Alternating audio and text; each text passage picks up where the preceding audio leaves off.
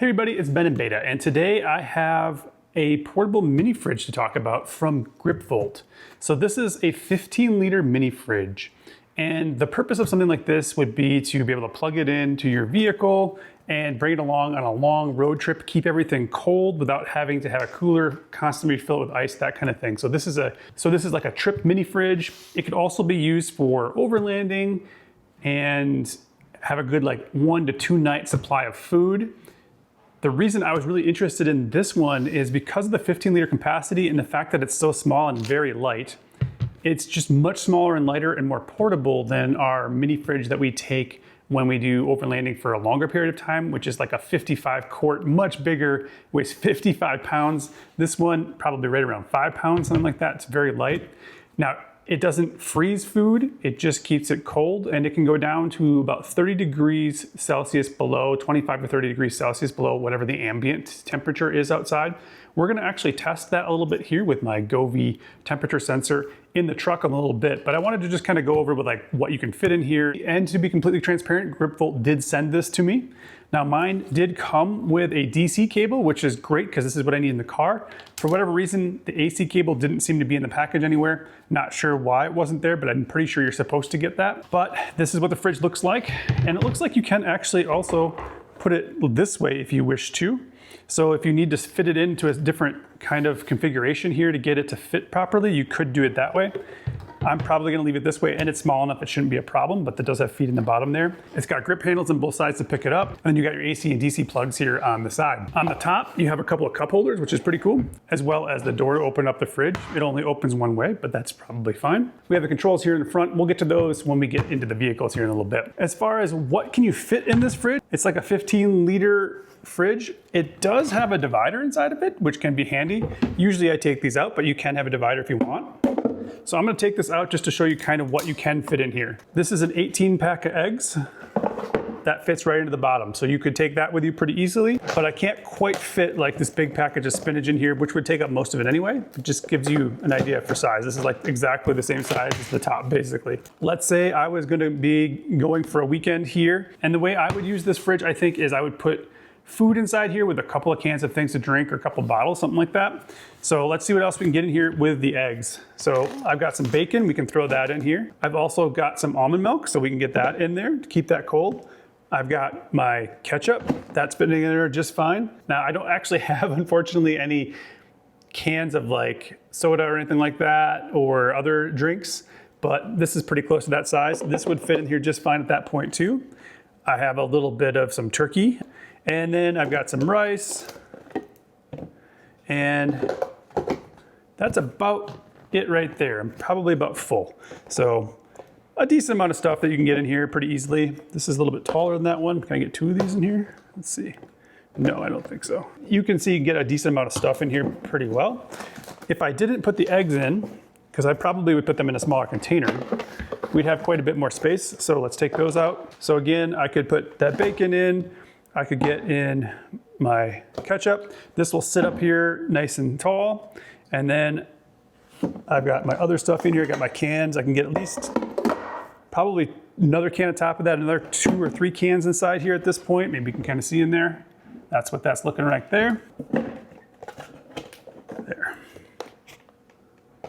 So now I've got dinner, I've got breakfast, because I can fit a couple of eggs in here pretty easily yet, and a couple other cans of things to drink, and it'll close just fine. This would be great for beverages and snacks on a long trip where you're constantly kind of refilling things as you go along, just to keep cold what you're gonna drink as you use it. You're gonna get 1 to 2 days of overlanding out of something like this as well. If you pack right, I think you can get the food that you need to get in here and a couple of drinks just to stay cold, and then again, put the drinks back in as you need to. And it would work for about a weekend of overlanding, something like that. Kind of a nice size in that regard. All right, so now that we know kind of what the GripVolt portable mini fridge looks like, let's get it out into a vehicle and see how it works out there. We'll leave it plugged in for a little while and just see how cold it gets as the day warms up as well. So it's gonna be in the 90s today. It's about 82, 83 degrees outside right now. So we're gonna go throw it in the truck and just see how it works and let it run for a little bit. Hey, before we get to testing this GripVolt system, don't forget that these videos take a lot of time and effort to make. Please hit that like button, subscribe to the channel if you haven't, and please take the time to watch the entire video. I do try to make them as short as possible, I swear, But YouTube really cares about how long you watch a video, not just how many people clicked on it. So if you could, watch to the end, that's helpful as well. Also, if you know anybody who might be in the market for one of these things, I have a link in the description for you to pick one up. There might even be a discount code in there for you too. All right, let's get back to testing. All right, so one of the places that I see this being super useful is in the back of an SUV. Most SUVs do have a DC plug back here, so you can keep this nice and easy plugged in and keep it going. Now, sometimes there are plugs up here, but in more modern vehicles, that's becoming less and less a thing. That actually doesn't matter if you still need to be able to grab this, because the cord is actually quite long. So you could bring this up to the front and stick it in front of a seat or whatever pretty easily, even with it plugged in way back here. The one thing to note about using in a car though is while the car is off, this unit's not gonna run. I'm gonna show you how you solve that problem in a minute here in the back of the Tacoma. Now, when the car is running, it will run. So if you're on a long trip, it'll run the entire time. If you just run in to go to the bathroom, that kind of thing, come back out, it'll just turn right back on and keep going. So that's not such a big deal really, but it is nice to keep it running no matter what. If you're gonna go overlanding or camping, you're gonna need a battery setup for that. So let's check out what that looks like. All right, here we are in the back of my Tacoma. So the way this would be solved is my Tacoma, and this would be the same thing of any other vehicle basically, like the Santa Fe, has a plug back here. And what I would do is I would actually plug my battery into my Tacoma. So while the vehicle's on, this battery is gonna get charged and stay full. When the vehicle's off, we're sitting at camp, that kind of thing, well, then the battery is going to power the fridge. So that's how I would do it. That's how I've done it in the past. I will link this battery. I love this thing. This is the AC60 from Bluetti and has lots of different ports on it, that kind of thing, but it's also IP65 rated, so it can get wet and be out in the elements, which is nice. Now this fridge is not IP rated, so you really don't want to leave it in an environment that's going to get super dusty. Inside a vehicle is the best. So if you have an SUV for camping, this is going to be amazing. We may try it in the back of the truck because it can be completely enclosed. There won't be too much dust back here, but it does get a little dusty. So we got to make sure we keep. But now it's time to test the GripVolt mini fridge out. So we're going to use this GoV temperature sensor, and my iPad will tell me what the temperature is. Now I've already tested it inside to make sure everything turned on and worked, and I kind of understood how it worked. This only reads in Celsius. It does not give you Fahrenheit, so that's something to keep in mind. So the GoV will give us the Fahrenheit temperature, which is always good. Just so we know where we're currently at, so I'm gonna just go ahead and toss this inside here so you can see what it is. I'm gonna close it up, and currently you can see that it is about 77 degrees in there. Actually, I think the temperature is going down a little bit at this point, and so is the relative humidity inside there, which is a good thing, which means it's cooler inside the cooler than it is outside. But let's go ahead and plug this in. So I'm gonna turn this on. So this is gonna let us know a couple things. So this shouldn't pull more than 55 watts while it's really getting super cold. And then after that, it should be right around that 30 watts, something like that, sometimes down to 15 from what I saw the other day. So it's gonna be initially really high, but we're gonna be able to see a little bit about how much power it's pulling in the beginning and then how fast it cools down out here. So the ambient temperature is about 80 degrees. That's what I'm seeing right now, 82 degrees or so outside. But let's turn this thing on and see how it works. All right. So right now it's showing 23 degrees Celsius. So we want to set this up. It's set currently at 0 degrees, so that should get quite cold. It should be able to go to about 25 or 30 degrees below the ambient temperature. So it's saying 23, so this should go down to 0 pretty easily. As it gets hotter, it's not gonna work as well. So if it's over 100 degrees Fahrenheit, it's not gonna get super cold inside here, but you're really just trying to keep things cold enough to be able to eat them. So it's like refrigerator temperature, 40 degrees, that kind of thing is great. And it should be able to do that. So we're gonna start this up and let it run right now. I can hear it kick on. It's probably a little bit hard to hear, but this fan has started here and it's now running. And it'll take a little bit of time for it to get cooled. All right, so currently we're at 75.4 degrees inside there. Again, 48.1 relative humidity, and it's gonna start running. So this is already saying it's down to 18 degrees inside there. And we'll see the temperature sensor does take a little bit of time to kind of acclimate, so it's gonna be a little bit slower than whatever this is. As far as what it's pulling for power, let's take a look at that. Right now it's saying it's about 54 watts, 55 watts, which is what I saw last time. And then the other thing I'm gonna do is I'm gonna stick something inside here and see if it gets cold and feels cold as well. So I'm gonna go grab something I can put inside here and see how that works. All right, so what I've decided to do is to stick a glass of water in there and just see how cold it gets after like an hour or so inside the fridge. So currently the water is at about 70.8 degrees. And we have this set at 0 degrees Celsius should be 32 degrees Fahrenheit. And we're gonna go ahead and put this in here. Obviously, the more I open it, the worse things are gonna be, but I'm gonna go ahead and stick that inside here. All right, so we're gonna come back in like 30-minute increments, something like that, and just see how things are going. I can check the temperature from inside the house, which is kind of nice, so I can do some other chores, that kind of thing, and just see what's going on. GripVolt does say you should put things that are cold inside here. That helps the system out. That makes sense. It's what you'd wanna do most of the time with a cooler anyway. So if you have things that are cold and you put them in, then the system has to work less hard. This is the worst possible case. There's nothing cold inside there at all. So it has to cool all the stuff that's inside there down, and that water was already at 70 degrees to start. We'll be back in a little bit.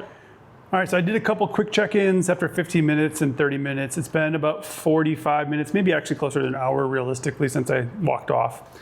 Now the unit's still using around 52 watts of power, so it's still drawing quite a bit because it's really trying to get everything cooled down in there. The other day when I was doing this in the house, it cooled down to the temperature and kind of stuck there. But we're now getting close to about 90 degrees. It's about 87, 88 degrees. Outside and in here, it's definitely warm. We can check the temperature of the glass of water and see where we're at, as well as just kind of see what this is saying. It's continued to go down. So it's, you can see here, it's continually gone down from that 77 degrees to where it is now, which is at the 49.3. So this is leveled off a little bit. It's not cooling as quick as it was, but we're in the 40s now, so that's actually pretty good for your food. You're gonna keep things cool, especially if it was already in the fridge when you started.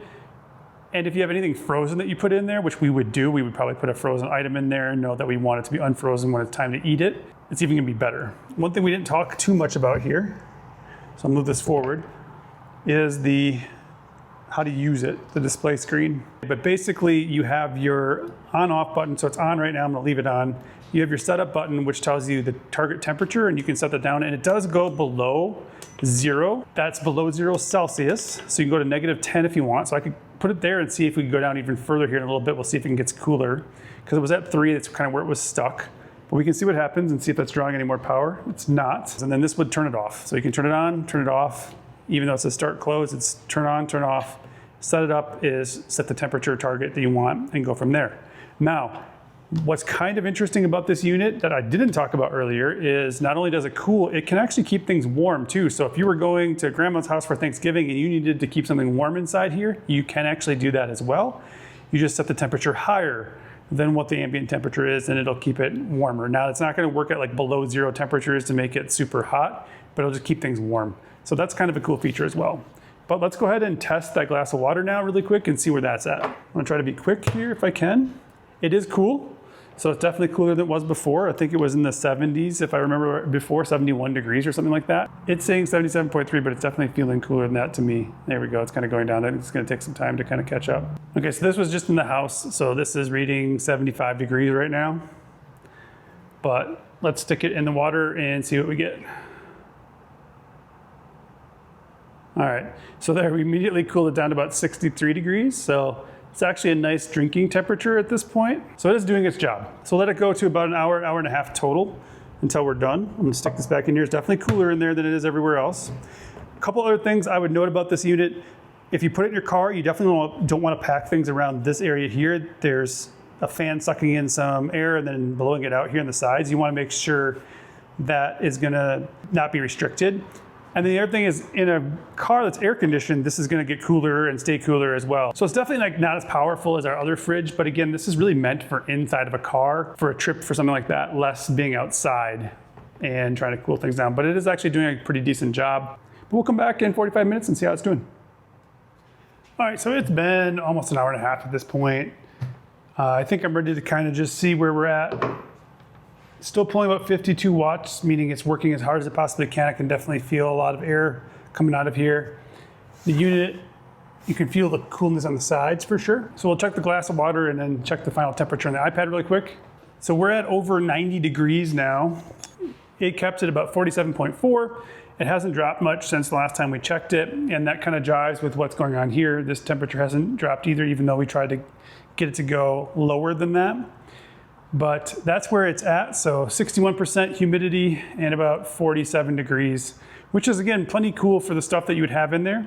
And that's good. So one last check on that. Let's check the water temperature and see how that did. It's not been quite an hour and a half, but So this is saying like 82 in the garage, it's 90 outside, it's something like that. 83 is going up a little bit, but what is the water temperature? 59, 58.